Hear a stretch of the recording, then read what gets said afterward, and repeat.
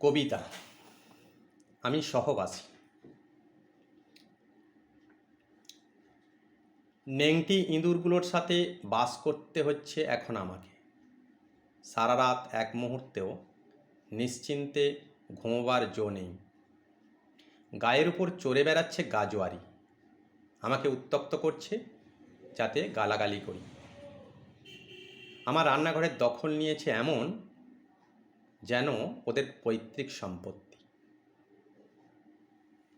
খাবার টেবিলে উঠে করে নাচানাচি, খাবার নিয়ে করে টানাটানি, দেয় তীক্ষ্ণ দাঁতের শাসানি। ঘরের সব জিনিস কেটে করে কুচি কুচি। ওরা যা খুশি তাই করবে, কিছু বললে আমাকেও খুব লেখাবে। ওদের হাবভাব দেখে মনে হয় উদ্বাস্তু হয়ে এসেছি এখানে আমি। এত অত্যাচার সহ্য করি কিভাবে?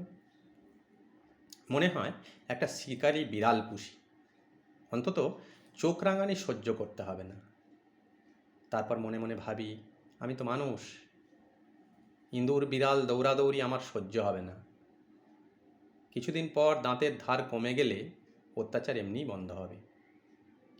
আমার নির্বিকারী শীতলতা সহ্য করতে না পেরে নেংটি ইঁদুরগুলো গর্তে চলে যাবে শীত ঘুমে। আমি তখন করতে পারি শান্তিতে নিশ্চিন্ত বাস।